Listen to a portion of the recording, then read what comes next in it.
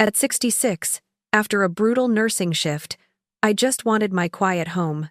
My son and his wife, living rent-free, had other plans. I found a giant new fridge, displacing mine, and was told to buy my own food as she labeled my groceries. I just stood there, the silence screaming louder than any argument. But silence can be a powerful weapon. Stay with me to hear how I turned the tables, and please like, share, and let us know where you're listening from. The click of the lock echoed in the unnatural quiet of the house as Eleanor pushed the front door open. Her shoulders ached, her feet throbbed, and her entire body sagged with the crushing weight of a 26-hour nursing shift. At 66, these marathon stretches at the hospital were becoming less a testament to her endurance and more a cruel reminder of her dwindling stamina. All she craved was the familiar comfort of her own home, the silence broken only by the hum of her old refrigerator, and perhaps a warm cup of tea before collapsing into bed. But the silence that greeted her now was different. It wasn't the peaceful quiet of an empty house, but an eerie stillness that spoke of absence, or perhaps, of something held back. 6 months ago, her son Daniel had lost his job in digital marketing, a casualty of corporate restructuring. With nowhere else to go, he and his wife, Tiffany, had moved into Eleanor's spare rooms. Rent-free, of course. Eleanor, always the mother, always the provider, had welcomed them, believing it was temporary, a brief blip in their lives. She'd cut back on her own expenses, worked extra shifts, just to ensure they felt comfortable. The quiet since they moved in had rarely been this profound. Usually, there was the low murmur of the television from their room, or the clatter of Tiffany making one of her elaborate, often experimental meals. She shucked off her heavy hospital bag, dropping it by the coat rack, and shuffled towards the kitchen, drawn by the primal need for sustenance. A cold drink, a piece of fruit, anything to stave off the gnawing exhaustion. The moment she stepped across the threshold, her breath hitched. The small, worn breakfast table where she'd enjoyed countless solitary mornings, sipping coffee and reading the local paper, was gone. In its place stood a behemoth, a gleaming monument of stainless steel with double doors that looked like they belonged in a professional catering kitchen. It dominated the space, a stark, unwelcome intruder. Her own modest, reliable refrigerator, the one that had faithfully served her for nearly 2 decades, was unceremoniously shoved into the far corner, looking diminished and forlorn, like a forgotten child. Eleanor blinked, trying to process the scene through the fog of fatigue. Her mind, usually sharp and quick, felt sluggish, unable to reconcile the image before her with the kitchen she had left only yesterday morning. Before she could form a coherent thought, a voice cut through the air, cool and collected, devoid of any warmth. "Oh good, you're home." Tiffany emerged from the living room, her blonde hair impeccably styled, a perfectly manicured hand resting casually on the new refrigerator's polished surface. Her eyes, usually quick to convey a subtle judgment, were unreadable, almost placid. Eleanor's voice was raspy, laced with disbelief. "Tiffany, what is all this? Where's my table? What is this refrigerator?" She gestured vaguely at the imposing appliance, then at her own displaced one. Tiffany offered a small, almost imperceptible smile, her lips barely parting. This is mine. Daniel and I decided we needed more space for our groceries, and from now on," her gaze flickered to Eleanor's old fridge, then back to her, unwavering, "you'll need to buy your own food." The words hung in the air, heavy and sharp. Eleanor stared, her mind struggling to make sense of the declaration. Her own food? In her own house? Before she could respond, Tiffany pushed past her, heading straight for Eleanor's old refrigerator. With a practiced ease, she opened the door, revealing Eleanor's carefully organized shelves.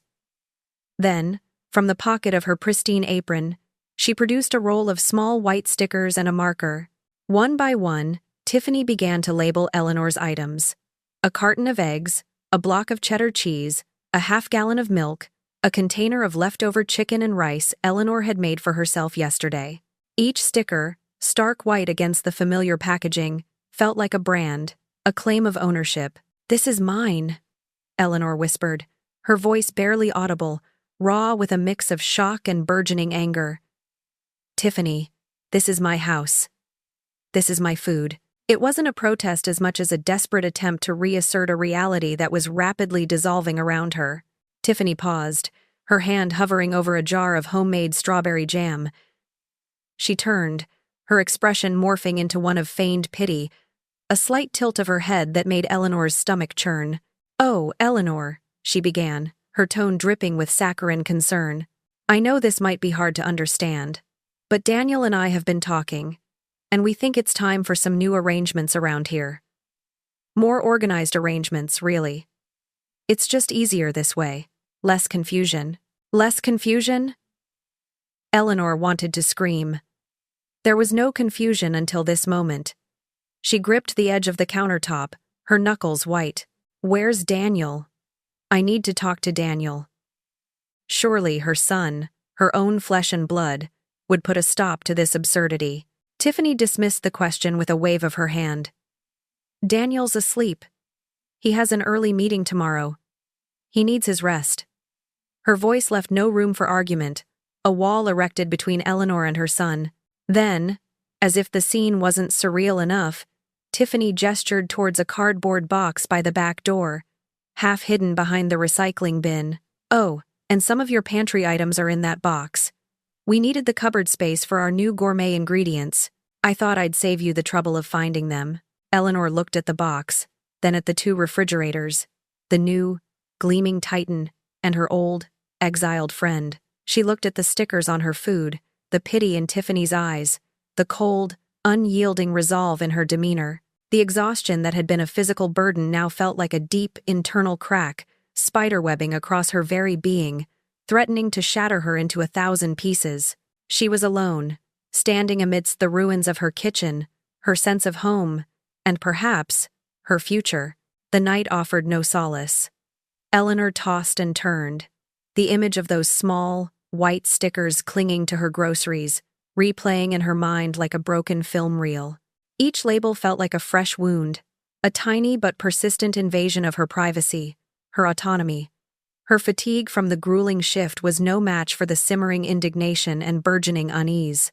Sleep, when it finally came in fits and starts, was shallow, haunted by fragmented dreams of sterile hospital corridors and the cold gleam of stainless steel. The first rays of dawn, usually a welcome sight, felt like an intrusion. Eleanor dragged herself out of bed, her body still aching, her spirit heavy. She yearned for the simple ritual of her morning coffee, the familiar aroma, the warmth of the mug in her hands. She made her way to the kitchen, a sense of dread tightening in her chest. Her old, trusty drip coffee maker, a gift from Daniel years ago, was gone. In its place, on the gleaming quartz countertop where her breakfast table once stood, was a sleek, chrome-plated espresso machine, all dials and gleaming nozzles. Beside it, a small, elegant card, printed in a delicate script, caught her eye. It read, "Please ask before using. Settings are very delicate. T." Before Eleanor could fully absorb this new affront, Tiffany glided into the kitchen, a vision in a silk robe that shimmered with every movement. Her hair was still perfectly coiffed, her expression as placid and unreadable as the night before. "Morning, Eleanor," she chirped, a false cheerfulness in her voice. "Slept well?" Eleanor ignored the question, pointing a trembling finger at the espresso machine. "My coffee maker. Where is it?" Tiffany sighed, a small, put-upon sound. "Oh, that old thing? I packed it away.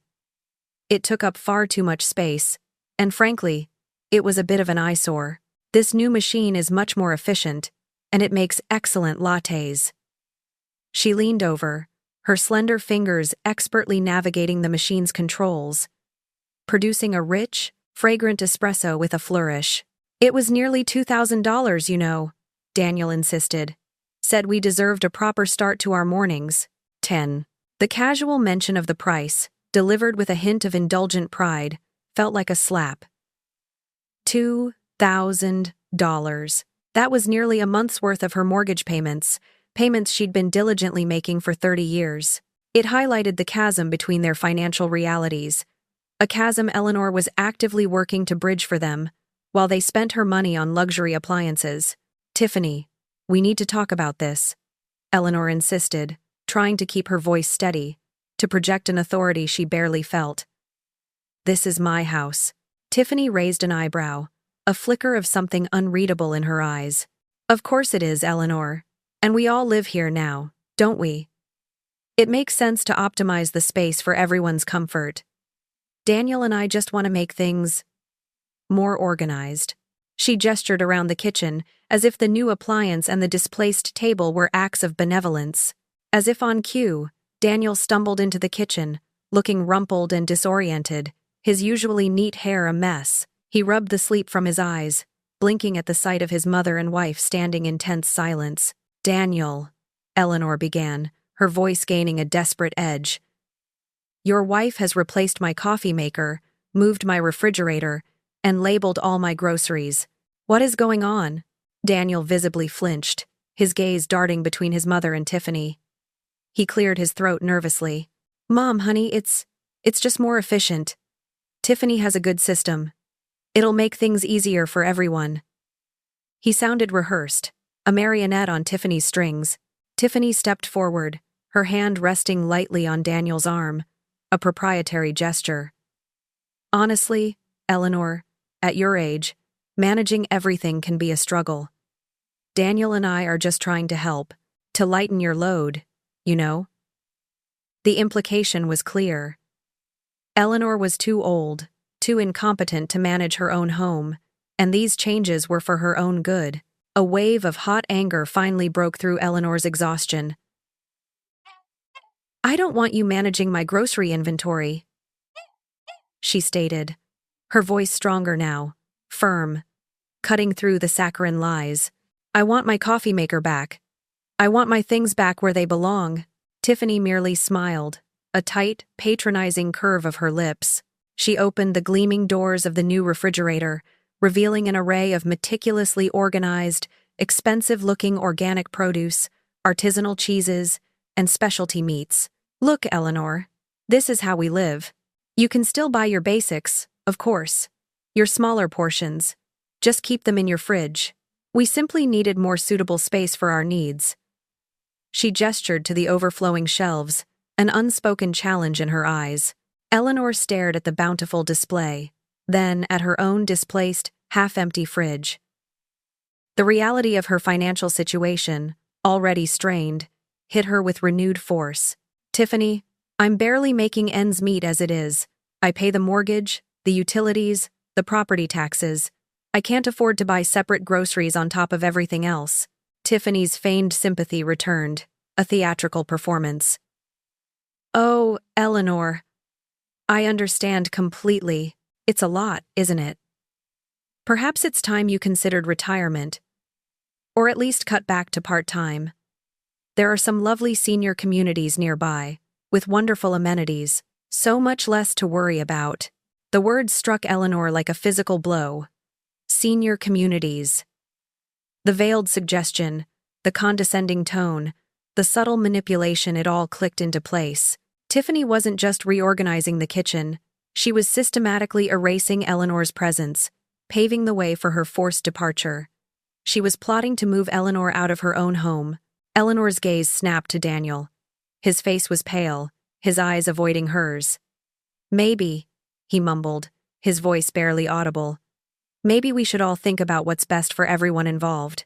The betrayal was complete. Daniel, her son, was complicit. A profound chill settled over Eleanor. She turned, walking away from the kitchen, from the gleaming fridge, from the expensive coffee machine, from the two people who had so casually stripped her of her dignity in her own house. As she prepared for another grueling shift, pulling on her uniform with numb fingers, Tiffany's voice drifted from the kitchen. Oh, Eleanor, please use the back entrance when you leave. It's just easier. We wouldn't want you disturbing us in the morning. Like a servant, she thought, a temporary guest in her own house. As Eleanor climbed the stairs to retrieve her purse, her gaze fell upon a framed photograph on the landing. A faded picture of her and Daniel as a child, beaming. A tiny spark ignited within her. They could rearrange her kitchen, label her food, suggest her exile. But there was one thing they couldn't touch.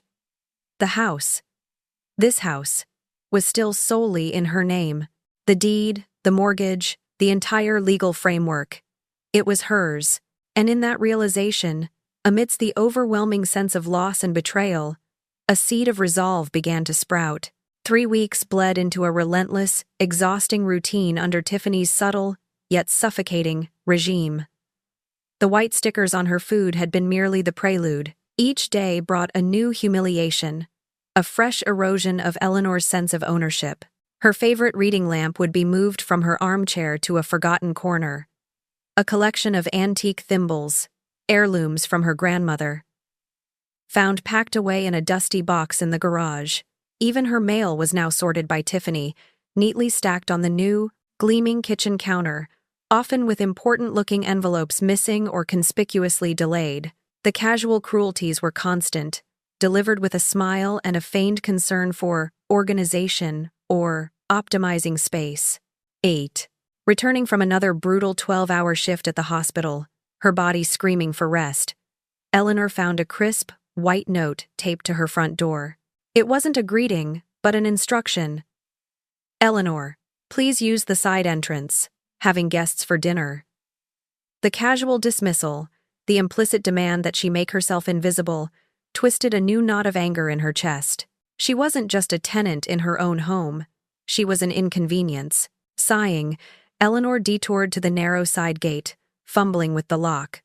The back door opened directly into the small laundry room, a cluttered, utilitarian space she rarely used. As she stepped inside, the vibrant sounds of laughter and animated conversation drifted from the main part of the house. The clinking of her good china, the distinctive hum of her grandmother's antique dining table being pulled out for a larger gathering, reached her ears. They were using her things, entertaining in her dining room, while she was relegated to a side entrance, like an unwanted relative or a tradesperson. The irony was a bitter taste in her mouth. She retreated to her bedroom, pulling the door shut with a soft click, hoping to block out the sounds of her own exclusion. Exhaustion, heavy and pervasive, settled over her. Yet, even through the floorboards, the muffled joviality, the bursts of laughter, and the distant clatter of silverware seeped into her quiet space, a constant reminder of the life happening just beyond her door, a life she was no longer a part of. She lay on her bed, fully clothed, too tired to even change, the sounds a dull ache in her ears. Around 11 o'clock, a parched throat finally forced her from her bed. She needed water, a glass of cold water to cut through the dryness of her mouth. The house was quiet now, the dinner guests apparently departed. As she crept down the stairs, careful not to make a sound, she heard voices, low and urgent, emanating from Daniel and Tiffany's bedroom. Curiosity, a powerful force Eleanor usually resisted, tugged at her. Something in the hushed intensity of their tones held her. She paused at the bottom of the stairs, hidden in the shadows, straining to hear. Tiffany's voice, sharp and clear, cut through the silence. "She's becoming a problem, Daniel. These subtle hints aren't working." Daniel's response was weaker, hesitant. "She'll adjust, honey. She just needs more time. This is a big change for her." "Time?" Tiffany scoffed, a brittle, impatient sound. "We don't have time. Do you know what this house is worth, Daniel? The latest market analysis puts it at over $400,000, minimum. And that's a conservative estimate." Eleanor froze. $400,000? She had bought the house decades ago, a small, unassuming property. She knew property values had risen, but she had never bothered with an official appraisal. She'd always assumed it was her humble, unencumbered home. The figure shocked her, a dizzying sum. Tiffany continued, her voice hardening with resolve. "We need her to sign it over to you, as her natural heir. That way, we can access the equity, set everyone up properly. Think of what we could do with that money, Daniel. A fresh start, a real home for us." Eleanor's blood ran cold. Sign it over to him. This wasn't about efficiency or comfort. It was about outright theft. "But, Mom's still here. What about her?" Tiffany's response was chilling, delivered with casual disregard. "Well, we could wait for the natural course of things. Of course. A tragic accident, or illness. But that could take years. And honestly, Daniel, it's far too risky to leave it to chance. What if she changes her will? What if she decides to sell it herself and travel the world, leaving nothing for you? A harsh laugh escaped her lips. No, we can't afford to wait. Eleanor's heart hammered against her ribs. Tragic accident or illness. The words echoed in the sudden, terrifying silence that followed. She gripped the cold banister, her knuckles white. And if she refuses? Daniel asked, a tremor in his voice. Tiffany's reply was icy, devoid of any warmth. Then we make her life here uncomfortable enough that moving out starts to look appealing. We have options. I even picked up a brochure today. Sunset Manor. It's a lovely senior living facility, not too far from here. Top-notch care, all the amenities.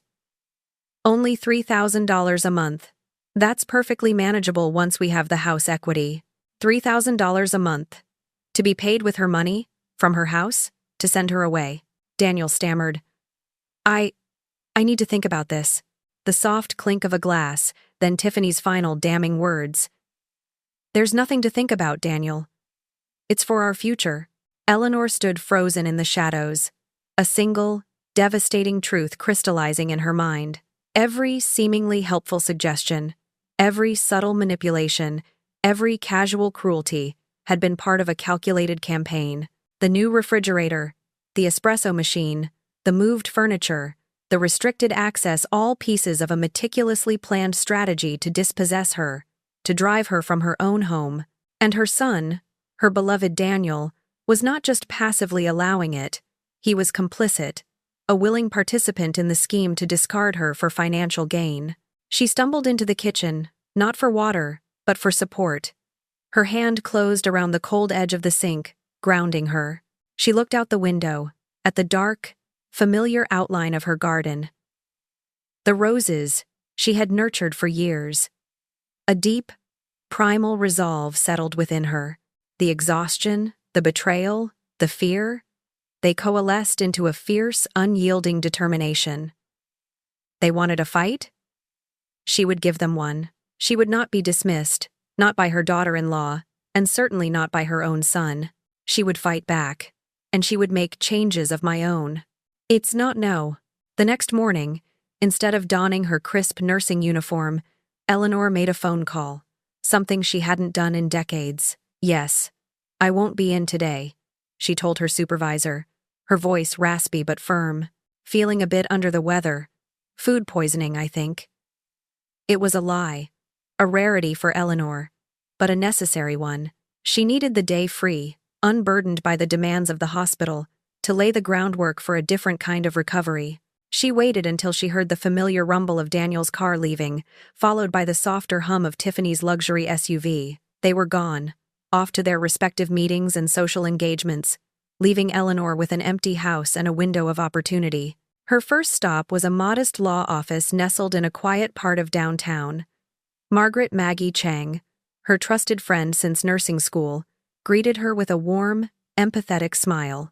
Maggie, with her sharp mind, and even sharper wit, had traded bedpans for legal briefs years ago. But their bond remained unbroken. Eleanor recounted everything, every chilling detail, from the labeled groceries and the displaced refrigerator to the overheard conversation that had shattered her world. Maggie listened intently, her expression shifting from concern to outright fury.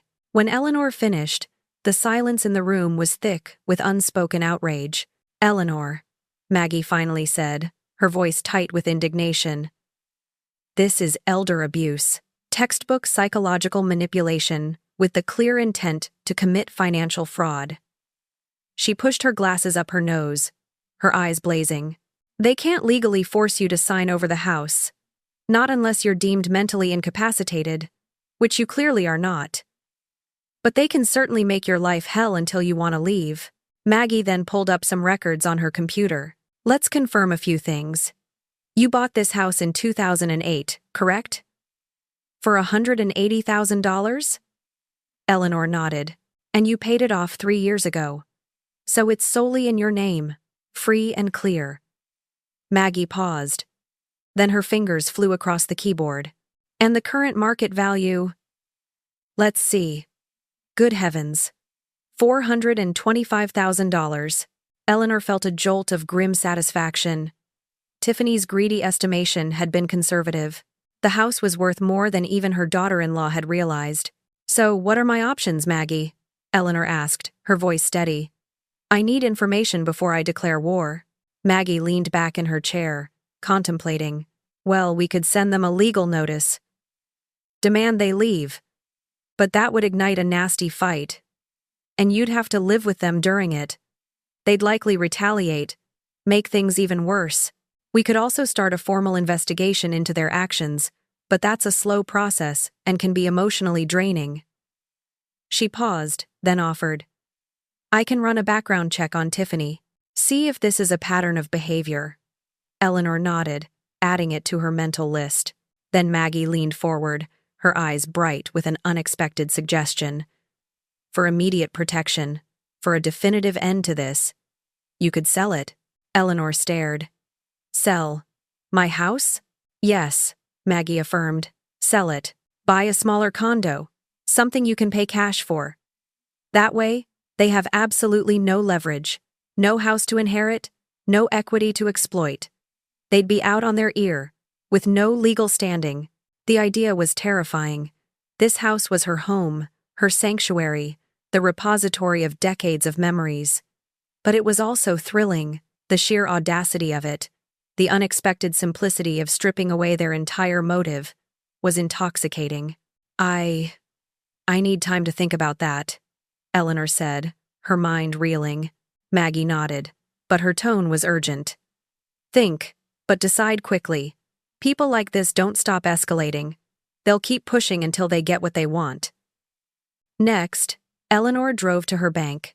David Miller, her bank manager for years, greeted her warmly. Eleanor got straight to the point, asking for a comprehensive review of her finances. David, a meticulous man, confirmed what Eleanor suspected. She was in excellent shape. Her disciplined savings, her fully paid-off house, and her consistent pension from the hospital meant she was far better off than many her age.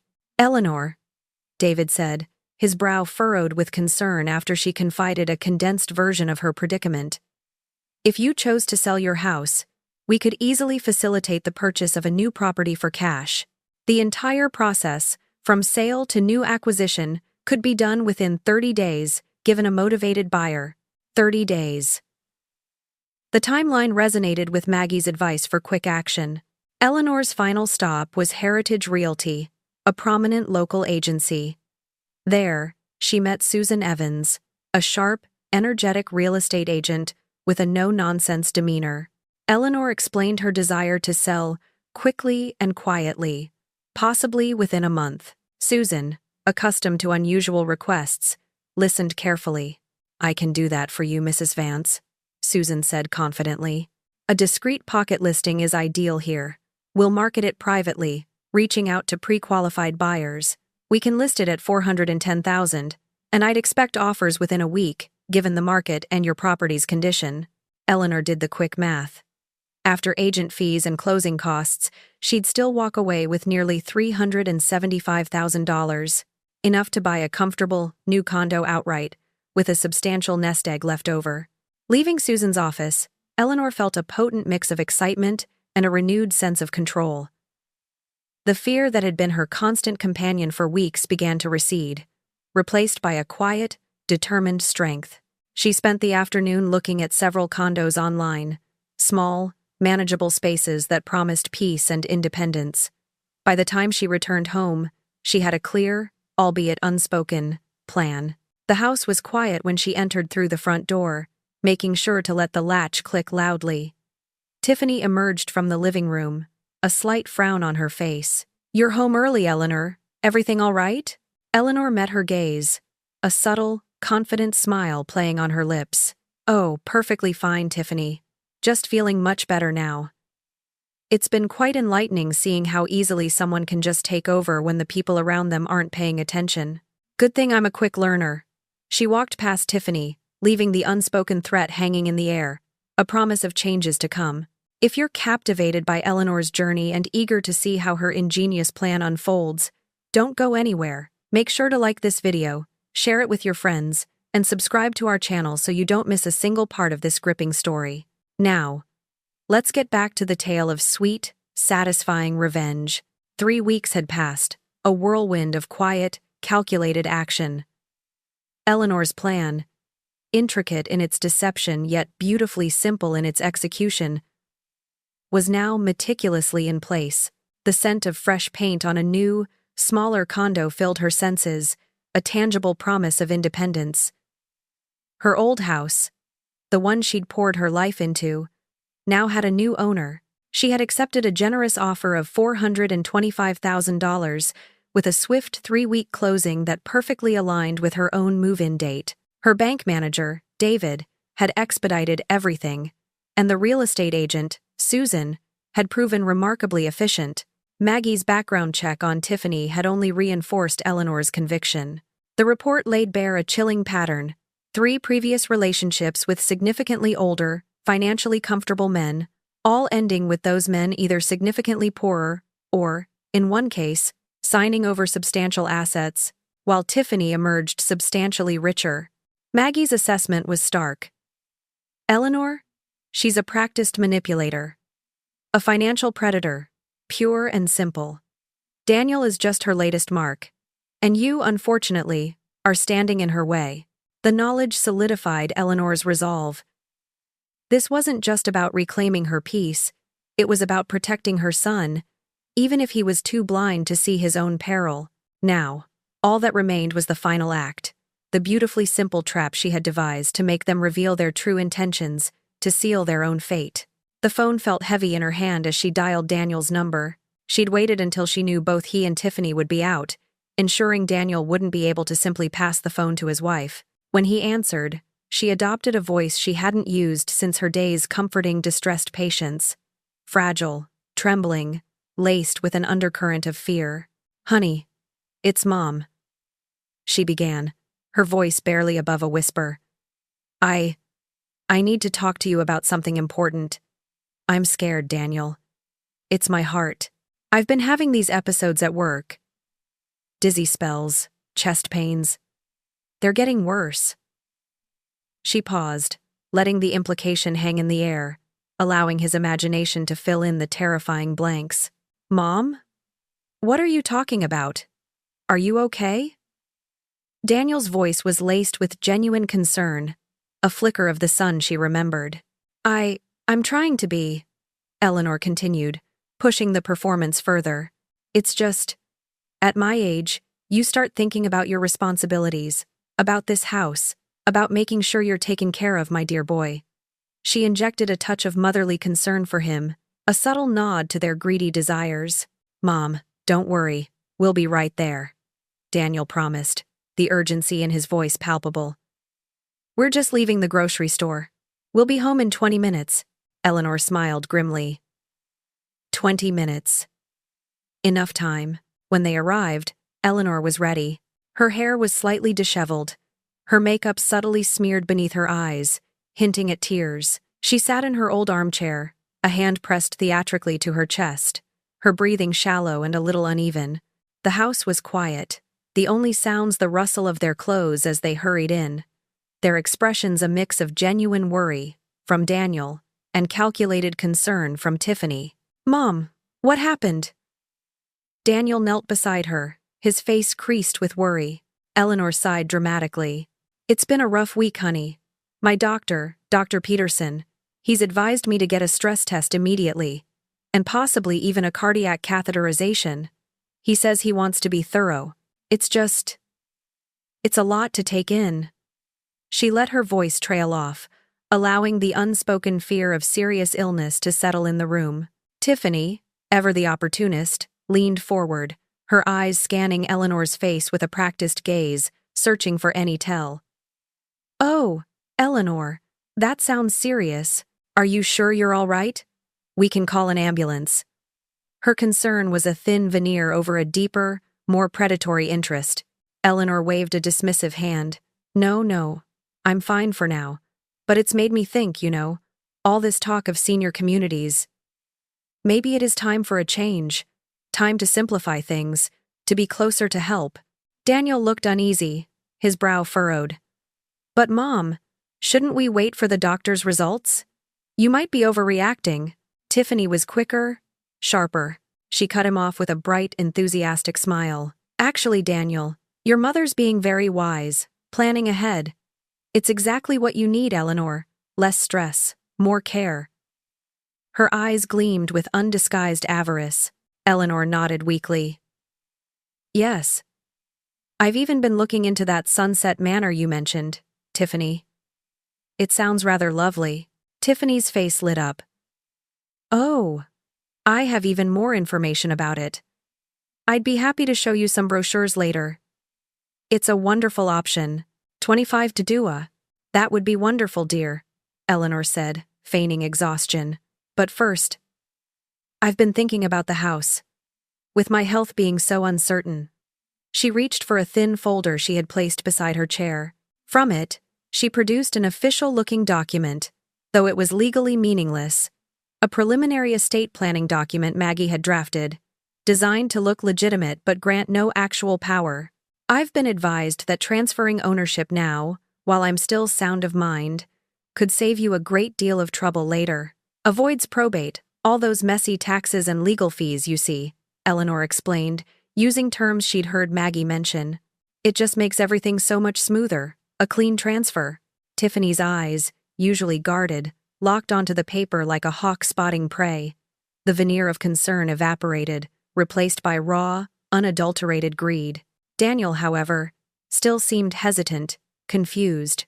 I just need someone I trust, Eleanor continued, her voice gaining a touch of urgency. Someone responsible to take over the property, to handle the responsibilities. She let the word responsibilities hang in the air. A baited hook. Tiffany didn't hesitate. Eleanor, we'd be honored to help however we can. Wouldn't we, Daniel? She shot him a piercing glance that silenced any nascent protest. Eleanor allowed a relieved, grateful smile to grace her lips. Oh, thank you, dear. That means so much. I just worry about the financial responsibility, you know? The property taxes, the insurance, all the maintenance. It's quite a lot for a healthy person, let alone someone with a fragile heart. Tiffany, blinded by the perceived imminent transfer of a $400,000 asset, waved away Eleanor's concerns with an expansive gesture. Don't you worry about a thing, Eleanor. We'll handle all of it. Every last detail. Eleanor's smile widened, a secret triumph unfolding behind her tired eyes. The trap was set. Don't you worry about a thing, Eleanor. We'll handle all of it. Every last detail. Tiffany's voice was smooth, confident, betraying not a hint of the calculation behind it. Daniel, about to interject, received a swift, warning glance from his wife, effectively silencing him. The bait was taken. Eleanor allowed a soft, frail smile to grace her lips. Oh, that's such a relief, dear. Thank you. It just takes such a burden off my mind. One more thing, if you don't mind. Until I find just the right senior community. You know, a place where I truly feel at home. She made her voice sound vulnerable, as if asking for a great favor. Tiffany's eyes, alight with the prospect of imminent wealth, softened. The house, after all, was almost hers. What was a temporary guest in a property worth hundreds of thousands? Naturally, Eleanor, she purred, her tone dripping with false benevolence. You'd be welcome to stay as long as you need. Absolutely.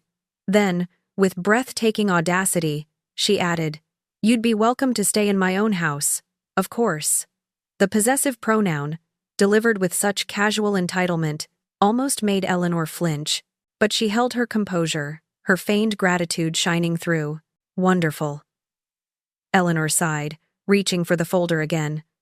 Well, I've got some papers here that Maggie helped me draw up, just to get the preliminary transfer process started. It outlines my intent, and then a few acknowledgement forms for you two. To formalize your agreement to take on the responsibilities. She passed over 2 documents, crisp and official-looking. Her own letter of intent was indeed meaningless, a prop in her elaborate charade. Theirs, however, were very real, carefully worded legal documents binding them to the assumption of property carrying costs. Daniel, still displaying a vestige of his old cautious self, eyed the papers warily. Acknowledgement forms? Acknowledging what, Mom? Eleanor maintained her calm, slightly frail demeanor. Oh, just the usual responsibilities that come with owning a home, dear. The annual carrying costs, you know. Property taxes, for instance, are about $4,000 a year. Then there's the insurance, which is roughly $1,800. And, of course, general maintenance, which can run you another $3,000 on average, depending on what needs doing. She listed the numbers casually, watching Tiffany's face carefully. Tiffany's eyes widened ever so slightly at the figures. Her brain, Eleanor knew, was already performing rapid calculations. This was a significant sum, even for them, but her greed quickly overshadowed her momentary hesitation. Yes, well, of course, Tiffany said, a little too quickly. Once the property transfer is complete, we'd have access to the equity to cover those expenses, wouldn't we? Her assumption was transparent, her eagerness to liquidate the asset obvious. Eleanor delivered her carefully planned lie, her most crucial piece of deception. She lowered her gaze, feigning embarrassment. Oh, no, dear. That's the thing. Maggie explained that the equity stays locked up until I actually move out and we go through the final sale process. This preliminary transfer is just to establish legal responsibility for the property, for the day-to-day costs, while I'm still residing here, and until my health is more stable. It means you'd be responsible for those payments up front. The excitement in Tiffany's eyes visibly dimmed. She started calculating again, but this time, the numbers represented a significant annual outflow, without any immediate return. She was looking at nearly $9,000 a year in upfront costs, with no access to the $400,000 prize. How long would that arrangement last? Tiffany asked, her voice now tinged with a hint of suspicion, her eyes narrowing. Eleanor sighed, a picture of weary resignation. Well, that's hard to say. Isn't it, dear? Could be 6 months, could be a year, maybe longer if my health situation becomes complicated. You know how these things are. Doctors are always so cautious with cardiac issues. To pressure them further, to ensure they wouldn't back out, Eleanor then offered a seemingly viable alternative, designed to ignite Tiffany's possessiveness. Unless, of course, she said, looking thoughtful, that's too much for you. I wouldn't want to burden you. Perhaps one of my colleagues from the hospital, a lovely young couple, would be interested in a rent-to-own arrangement. They're looking for a place and could help with the upkeep. No! Tiffany practically shrieked, the word escaping her lips before she could censor it. The thought of losing her prize to someone else was unbearable. She quickly recovered, forcing a saccharine smile. No, Eleanor. We want to help, don't we, Daniel? Daniel, caught between his wife's ambition and his mother's feigned vulnerability, reluctantly mumbled. Yes, of course, Mom. We want to help. Eleanor picked up her pen. With a flourish, she signed her legally meaningless letter of intent, her hand surprisingly steady. Then, she handed the pen to Tiffany. So glad we could sort this out. Just sign here, dear, and here. She pointed to the lines on the acknowledgement forms, carefully obscuring the dense legalese that explained the binding financial commitment. Tiffany, blinded by the promise of future wealth and eager to secure her claim, signed both copies of her form without reading them closely, a mistake that would cost her dearly. Daniel, however, hesitated. His eyes flickered over the fine print, a flicker of doubt in his gaze, but Tiffany's impatient tap on his arm and her unwavering stare finally broke him. He signed, albeit more hesitantly than his wife, his signature looking like a faint tremor on the page. Eleanor collected the papers, her hands trembling with what appeared to be profound relief, but was, in fact, suppressed triumph. Oh, thank you both so much, she said, her voice wavering convincingly. This takes such a weight off my mind. Now, Tiffany, about those senior communities, when are you planning to seriously look at places for me? Tiffany, now realizing the immediate financial implications, looked a little less enthusiastic. Well, I can start making some calls this week, Eleanor. Eleanor smiled, a knowing glint in her eyes that only she could see. She delivered her final, triumphant line of the performance. Oh, I already have. In fact, I have an appointment this weekend to tour a few facilities. Very exclusive places, the kind where you have to be on a waiting list. But I'm sure I'll find something perfect, eventually. After they finally left her alone, retreating to their bedroom, probably to argue about the unexpected financial burden they had just incurred, Eleanor allowed herself a small, satisfied smile. The documents she held bound them to cover the property costs. And, for good measure, she reached into her pocket and retrieved her phone. The entire conversation, every word, every lie, every greedy promise, had been carefully recorded. Friday morning, the air crisp and clear, brought with it a profound sense of closure for Eleanor. The closing of her house had proceeded smoothly, quietly, precisely as she had orchestrated.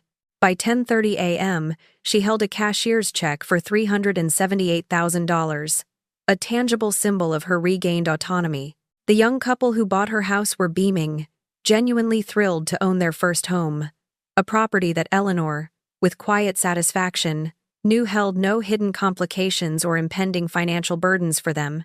She drove home slowly, deliberately, savoring every turn of the wheel, every familiar landmark. This was her last trip as a resident of this house, the last time she would pull into this driveway as its owner. A bittersweet pang, but predominantly, a burgeoning sense of peace. Daniel's car was in the driveway, its familiar shape a beacon in the quiet morning. Tiffany's sleek SUV, however, was absent. Good. Eleanor preferred to do this with just her son, to strip away the veneer of Tiffany's calculated influence, to speak to the boy she once knew. She found Daniel in the kitchen, hunched over his laptop, the screen reflecting the earnest glow of a job application portal. He was presumably still searching for employment, still hoping to rebuild his life after losing his job. Eleanor noticed, with a pang she quickly suppressed, how much older he looked than his 38 years, the stress, and perhaps the subtle erosion of his conscience etched into the lines around his eyes. He looked up as she entered, his expression a mixture of mild surprise and vague apprehension. "Mom, you're back early. How was your cardiac appointment?" Eleanor met his gaze steadily. "Fine. Just routine tests." Her voice was even, betraying nothing of the whirlwind of activity her morning had actually entailed. Daniel nodded, seemingly satisfied. "Good. Tiffany's out looking at furniture. For when when the house situation gets settled." He finished the sentence with an awkward gesture, a nervous habit he'd developed over the past few weeks. Eleanor walked to the breakfast table, the one that had been displaced by the gleaming new refrigerator. She pulled out a chair and sat directly opposite him, her hands folded calmly in her lap. Her gaze was direct, unwavering. "Daniel, we need to talk. About the house. About what you and Tiffany have been planning." The casual hum of his laptop seemed to intensify in the sudden silence. Daniel's face went blank, a mask of denial settling over his features. I don't know what you mean, Mom." He attempted a weak smile, but it didn't reach his eyes. Eleanor reached into her purse and placed her phone squarely on the countertop between them. The small, black rectangle seemed to vibrate with unspoken truths. "I know exactly what I mean, Daniel. I heard you talking that night 3 weeks ago. About making my life uncomfortable enough to make me want to leave. About cashing in on the equity. About warehousing me in some nursing home while you two enjoyed the profits." Her voice was calm, devoid of anger, which made her words all the more chilling. The color drained from Daniel's face, leaving him ashen. His mouth opened and closed soundlessly. Eleanor continued, her voice gaining a steely edge. "And I recorded our conversation yesterday, too. The one where you both signed legal documents accepting financial responsibility for this property, promising to cover the taxes, insurance, and maintenance, while I supposedly remained here." Daniel's voice cracked, a desperate whisper. "You—" "Yes, Daniel," Eleanor confirmed, her gaze hardening. "I've been recording everything for the past month. Every conversation, every interaction that felt off. Why? His voice was hoarse, filled with a mixture of disbelief and fear. Eleanor's response was cutting, delivered without a flicker of hesitation. Because I needed to understand what I was dealing with. And what I discovered is that my own son was willing to manipulate and defraud his mother for money. For my money. Daniel pushed away from the table, shaking his head frantically. No, Mom, it wasn't like that. We weren't trying to hurt you. It was just a plan to help us get back on our feet. His protest was weak, crumbling under the weight of her accusations. Eleanor leaned forward, her eyes burning with a righteous indignation she had long suppressed. Help you? At my expense? You thought what? That I was too old and too stupid to notice what you were doing? That I wouldn't figure it out? Just then, the front door opened with a cheerful creak, and Tiffany's excited voice carried through the house. Daniel, you won't believe the dining set I found. It's absolutely beautiful, perfect for the space, and it was on sale. She sounded jubilant, completely oblivious to the tense scene awaiting her. Tiffany walked into the kitchen doorway, her arms laden with shopping bags, her face alight with triumph. She stopped dead, taking in the tableau. Eleanor, sitting calmly, her phone conspicuous on the counter. Daniel, pale and trembling, slumped in his chair. The cheerful smile slid from Tiffany's face, replaced by a swift, analytical assessment of the situation. What's going on? She asked, her voice sharp, instantly on guard.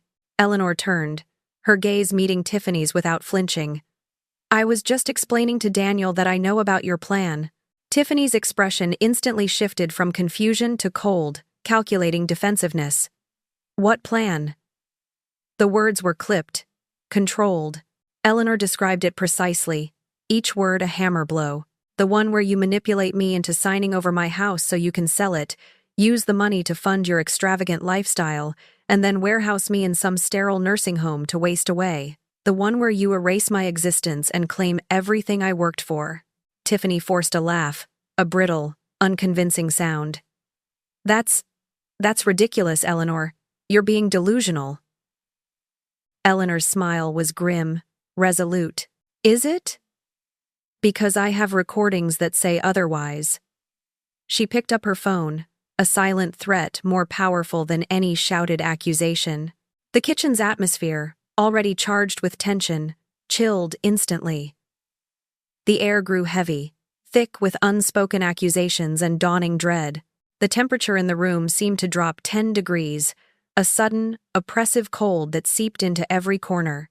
Tiffany, her face hardening into a mask of cold fury, moved swiftly to stand behind Daniel, gripping the back of his chair, her fingers digging into the wood. Her eyes, usually so calculating, were now slits of pure venom fixed on Eleanor. Even if that were true, she hissed, her voice carefully controlled. You already agreed to transfer the house. You signed the papers yesterday. Eleanor merely smiled, the same bright, deceptively innocent smile Tiffany had often used to mask her manipulations. Actually, she said, her voice light, almost cheerful. I didn't. Both Daniel and Tiffany stared at her, their expressions a mixture of confusion and disbelief. Eleanor clarified, her smile never faltering. I mean, the papers you both signed were very real legal documents. They bind you. Mine, on the other hand, was just a cleverly designed piece of paper my lawyer created to see what you'd do. She gestured towards the phone, still sitting on the counter, then back to the now horrified couple. A test, you might say, and you both passed with flying colors. A new wave of understanding, cold and sharp, washed over Daniel's face.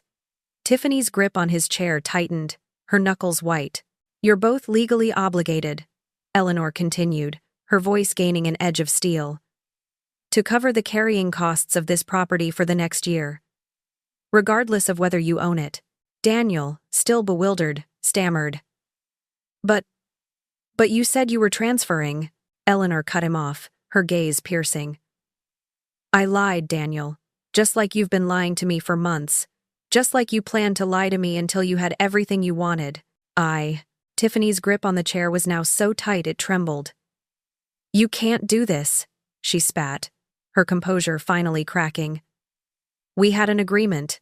Eleanor slowly stood, slinging her purse over her shoulder, a gesture of finality. No, Tiffany, we didn't have an agreement. We had a conversation where you revealed your true, mercenary intentions, and I pretended to go along with it. The same way you've been pretending to care about my well-being while systematically trying to steal everything I own. Daniel, still trying to grasp the enormity of what was happening, asked, his voice barely a whisper, "Where are you going, Mom?" Eleanor looked at him, her eyes devoid of the maternal warmth he had always taken for granted. She delivered the final, crushing blow, the words ringing with absolute triumph. "To my new home, Daniel. The condo I bought with the money from selling this house." A deafening silence descended upon the kitchen. For a full, agonizing moment, neither Daniel nor Tiffany spoke. Understanding dawned on their faces, slowly at first, then rapidly.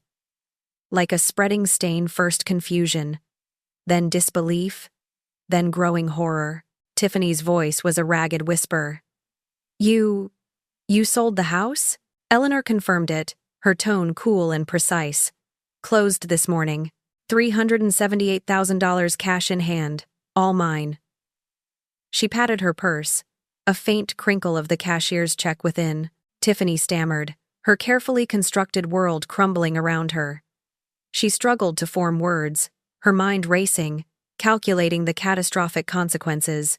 But we signed those documents.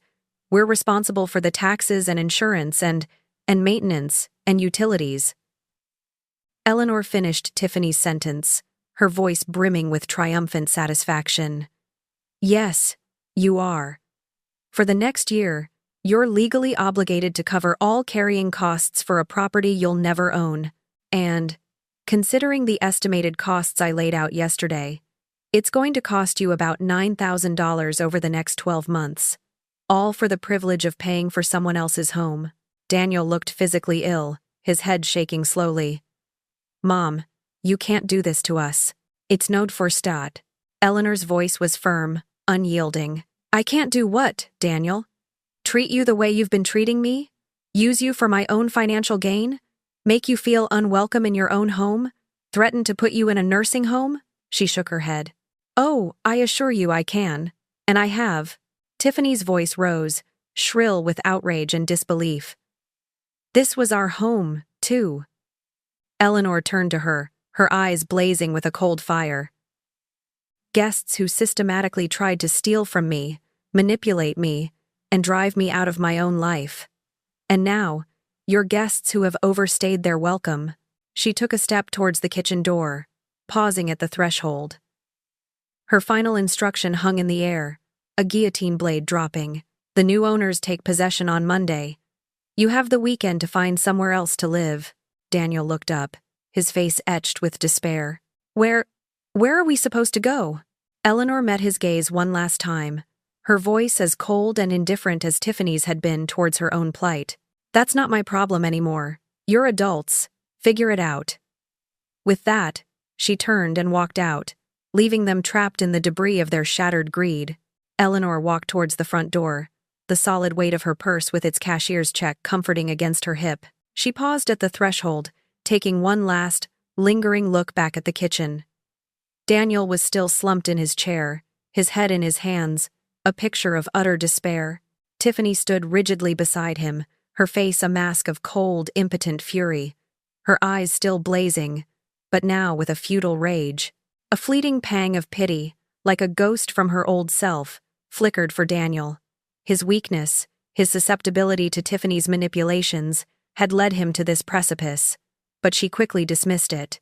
Sympathy was a luxury she couldn't afford anymore. They'd made their choices, now they could live with them. The sun, bright and warm, beckoned through the open doorway, promising a new beginning. She stepped out, closing the door behind her with a soft click, a gentle finality. Her new condo awaited. 2 bright bedrooms, a modern kitchen with no unwanted appliances, a small balcony overlooking the vibrant city, and crucially, no unwanted residents. Just peace, just her. As she drove away, leaving her old life, her old house, and her former family behind, She caught a glimpse of them in her rearview mirror. They appeared smaller somehow, diminished, standing helplessly in the doorway, framed by the home they thought they had secured.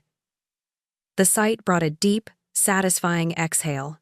Her phone buzzed. It was Maggie. Maggie. How did it go?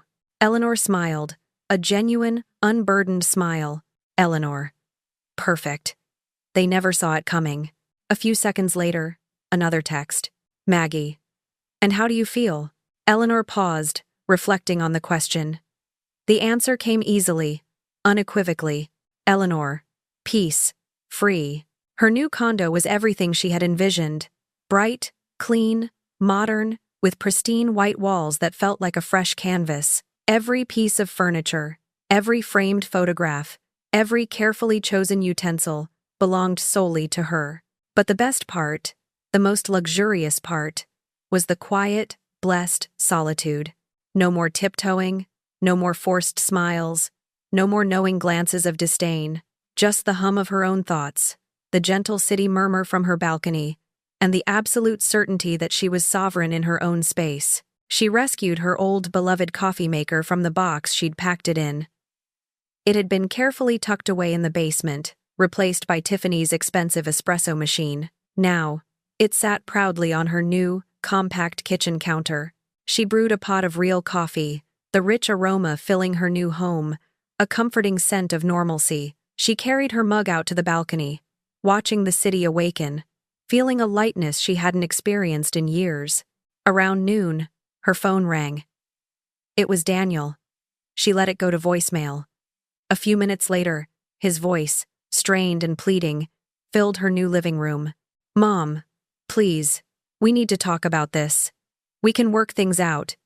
Please call me back. Eleanor listened to the end, then calmly deleted the message without responding. An hour later, Tiffany's name flashed across her screen. This voicemail was far less conciliatory. You think you're so clever, don't you, Eleanor? But this isn't over. You can't just abandon your family and think there won't be consequences. You'll regret this. Eleanor simply blocked her number. The threats, the accusations, the drama. It no longer held any power over her. As she began to unpack her personal effects, she came across an old photo album. Flipping through the pages, she saw pictures of Daniel as a mischievous toddler, a gangly teenager, a hopeful young man. The boy in the photos, full of innocent dreams, bore no resemblance to the man who had stood in her kitchen yesterday, trying to steal her home. A flicker of sadness, a distant echo of heartbreak, touched her, but it quickly faded. She closed the album, placing it gently into a box labeled Old Memories. Some chapters in life were meant to stay closed. 6 months later, Eleanor was thriving in her new routine. Work, still a necessity, was far less stressful. The pressure of constantly fending off her parasitic son and daughter-in-law was gone. Her savings, once perpetually strained, grew steadily. She heard snippets through mutual acquaintances. Daniel and Tiffany had initially moved in with Tiffany's parents, a situation that had quickly soured. Then they had moved into a small, cramped apartment, the kind they had once disdained. Their relationship, built on a foundation of mutual greed, had predictably suffered, as couples united primarily by such ambition don't handle disappointment well. Daniel had eventually found a lower-paying job, a sharp contrast to his earlier aspirations. And Tiffany, with her inflated sense of self and limited practical skills, had found the job market wasn't particularly welcoming to someone whose primary qualification was manipulating elderly people. Eleanor felt nothing upon hearing these updates. They were strangers to her now. Characters in a story that had closed its final chapter. On her 67th birthday, Eleanor treated herself to a quiet weekend trip to the coast. She sat on the beach, the vast expanse of the ocean mirroring the new spaciousness in her soul. The salty air filled her lungs, and the gentle roar of the waves soothed her spirit. As the sun dipped below the horizon, painting the sky in fiery oranges and soft purples, Eleanor watched, a profound sense of contentment settling over her. For the first time in years, she was taking care of only herself, free from worries, free from demands, free to handle whatever tomorrow brought, and to do it entirely on her own terms. It was, she realized, the most beautiful sunset she had ever seen.